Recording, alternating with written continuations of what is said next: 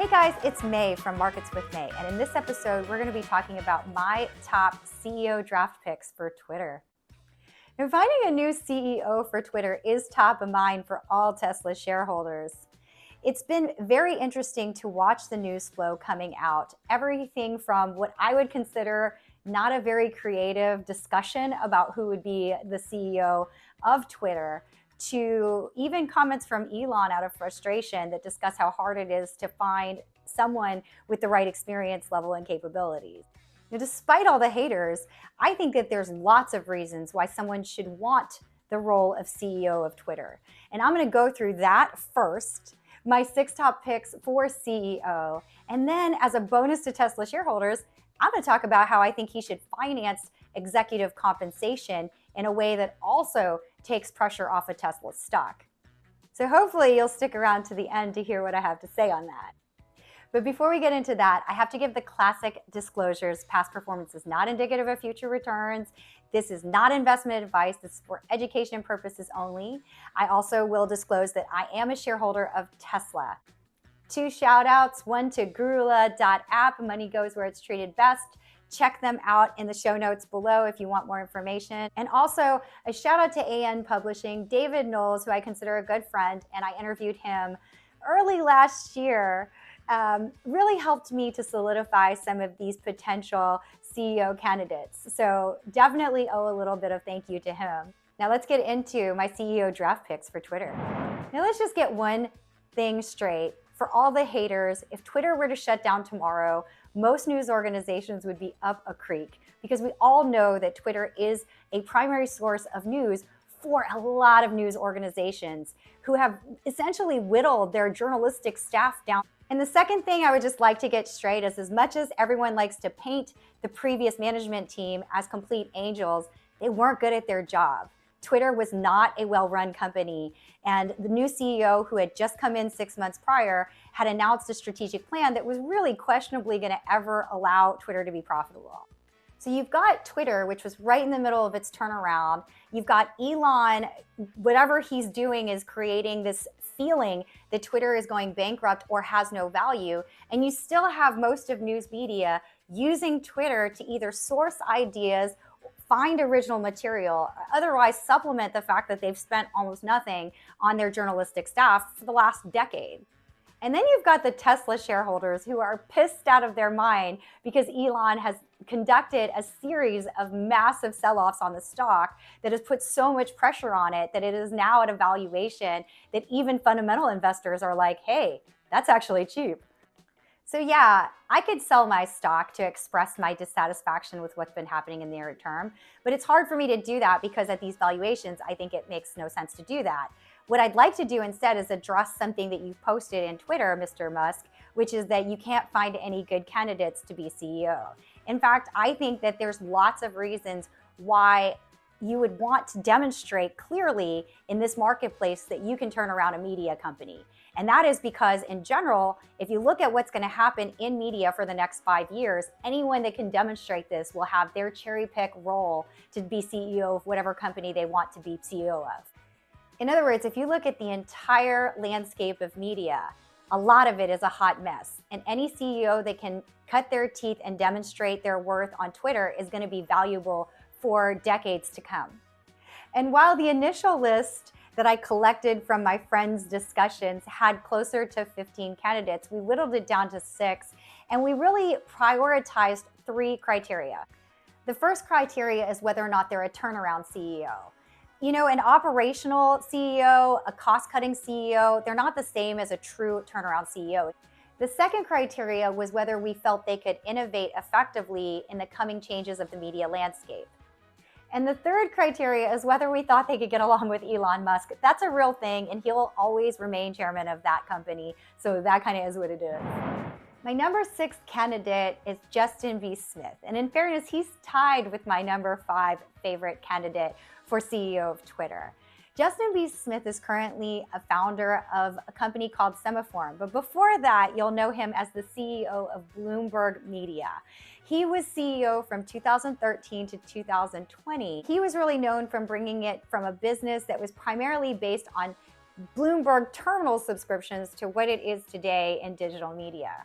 Now, the challenge of this candidate is that Elon would probably have to buy out Semaphore, but hey, that's been done before in more than one case where you just wanted to recruit executive talent.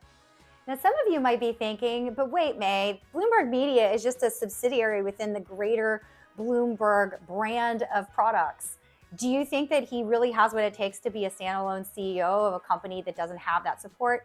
And I would point you to the fact that he got actually bought out of Atlantic Media Company, which was doing quite innovative things at the time, hence caught the attention of Michael Bloomberg. So given that resume, you have a guy that has turned around companies, knows the news space really well, is innovative enough to bring companies to their next level, and while a very different personality than Mr. Musk, Michael Bloomberg's also a big personality that is very demanding. So my suspicion is that he'll totally be able to handle working with Elon to transform Twitter. My number 5 candidate is Jason Kilar, and he's kind of an underdog who I always want to see great things happen to. You'll probably know him best as the founder of Hulu, which ultimately got sold to Disney. But the reason I think of him as an underdog and the reason why I definitely am rooting for him is I actually didn't feel that the AT&T sale of Warner Media Group to Discover went down in a way that was particularly fair. Mr. Kilar was the CEO of Warner Media Group, brought in just before COVID, and he navigated the period pretty well for all intents and purposes. Many of the strategic objectives that he had laid out were starting to show fruition, and then the sale to Discovery. Now, not to throw shade at the folks at Discovery, but when I listen to the call and I compare it to what Mr. Kilar's objectives were, a lot of what Discovery is doing now sounds like it comes from the previous century. Mr. Kilar had a number of objectives that absolutely were starting to take hold in what is now the way in which people consume media. And so I would love to see him get another shot in the space to demonstrate his acumen as a CEO. So using my 3 criteria, number 1, I'm willing to give him full credit for the turnaround that he didn't get a chance to fully complete. Number 2, I think he probably is innovative enough to navigate this next period of media/social media. And number 3, I think he'd be fine managing Elon, and particularly hungry, given what happened on the Warner Media Discovery merger. My number 4 candidate is Marissa Mayer, and she's actually kind of one of my favorite, also a bit of an underdog on the list. She's currently the co-founder of a company called Sunshine, which is a contact management company. But the reason that she makes this list is because she is 100% credited for turning around Yahoo. Now, she was CEO of Yahoo from 2012 to 2017 and somewhat beloved by the street in some ways. Before that, she was at Google doing a host of different really technical roles. The girl is really, really smart. And while the critics of her might say that she tried to do a little bit too much too fast with Yahoo, still full props, fair and square, she dragged that thing out of the trash. Now, she already has an existing company right now, so that would have to be worked out, but CEO talent is very hard to find. And also, both as the CEO of Yahoo and what she's doing today, there are very strong data components. And that's an area where I actually think Twitter could do a lot more. And I'll go ahead and admit this, since I know you'll put it in the comments anyways. I am rooting for a woman to have another high-profile CEO job.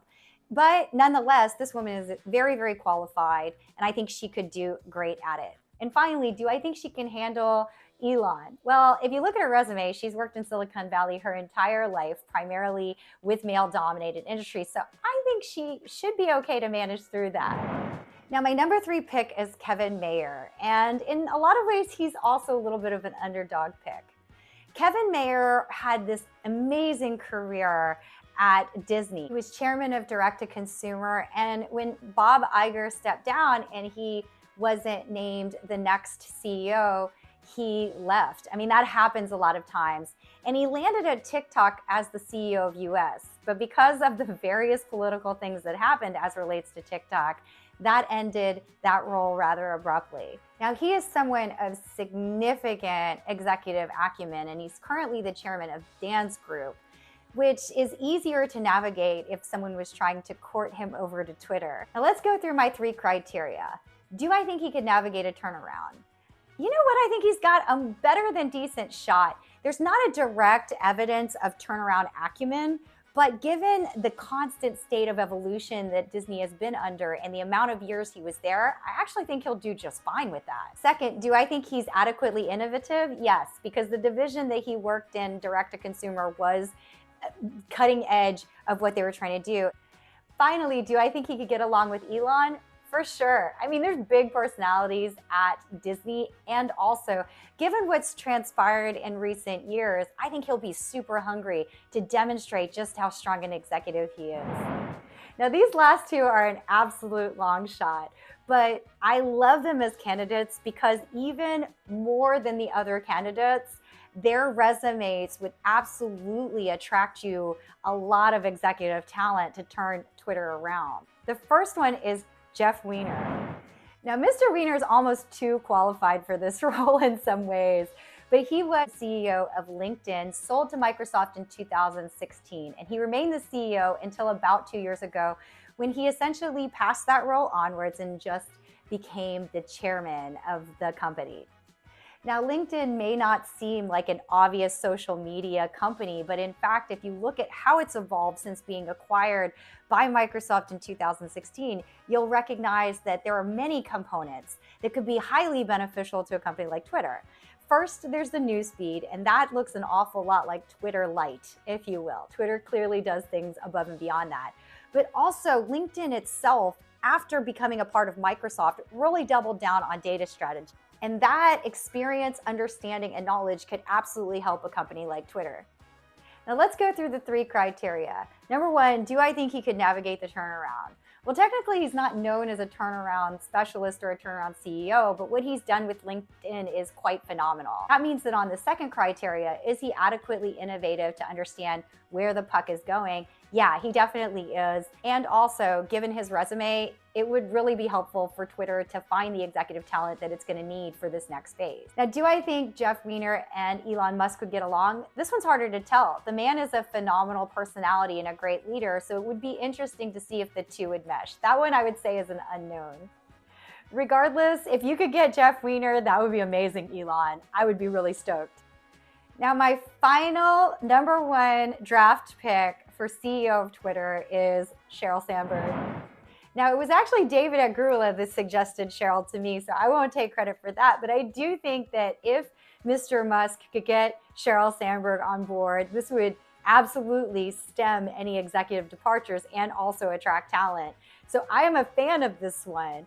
Cheryl is a really unbelievable executive, whatever you want to say about her. And while some people just might think of her as the operating officer of Facebook for many, many years, a lot of people have forgotten that there was a time when it was not so obvious that Facebook would survive. Cheryl has been instrumental to where Facebook has gotten to today. And I would also suggest that despite that, she's never gotten the CEO role. Now that makes a lot of sense. Mark's a young man and he has his own talents as an executive that cannot be denied. And that's despite the haters, and even I have shorted Meta before, I'm going to go ahead and admit. If ever asked point blank, do I think Cheryl Sandberg is an amazing exec? Absolutely she is. Now let's go through the three criteria. Number one, do I think she could navigate this turnaround? Heck yeah, she could. Just go back through your bowels of history of Facebook and realize what her role was during different inflection points of Facebook. Number two, do I think that she has the acumen to see the picture of what's going to happen in the future? No matter what is going on at Facebook right now that everybody wants to criticize, that woman definitely knows this business cold. So I do actually trust her to take the assets of Twitter, make them monetizable, and then direct the company toward where it needs to go in the future. Finally, do I think she could get along with Elon? For sure. I mean, she's Cheryl Sandberg. But in fairness, that woman is so successful. So it's whether or not she would want this role. Of compensation. Well, these execs are all going to be really expensive. So this would be my dream of how to compensate these executives without further causing harm to Tesla shareholders. Twitter's currently private, and in a lot of ways, these CEOs are so talented, they would want an equity stake of the upside associated with what they do for Twitter. Now, what I recommend is that you IPO a portion of the Twitter shares. Now, there are two examples that you might want to look at. There's Daily Journal Corp, primarily owned by Berkshire Hathaway. That was only about a 14-15% insider ownership. Possibly News Corp with the greater Fox ownership, etc. That structure might be more interesting. Even though the ownership is still slightly under 50%, there's no confusion that the Murdochs own that company. Now, at the beginning of this century, interestingly enough, there were a fair number of companies that were privately owned that went public with only a very small float. And in doing so, you could raise back the capital to buy Tesla shares on the cheap if we're to look at where the company is trading today.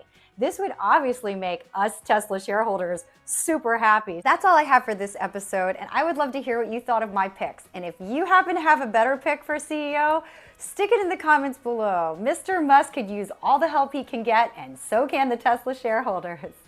I would love it if you would like, share, comment, or subscribe to my channel. We're still relatively new, and that always means a lot to me. Additionally, I do have a link down below. I'm going to start a newsletter sometime in 2023, but I'm just collecting email addresses. I promise no spam, guys. And until next time, here are some videos I thought you might enjoy. Hopefully I'll see you in one of those. Good luck in 2023.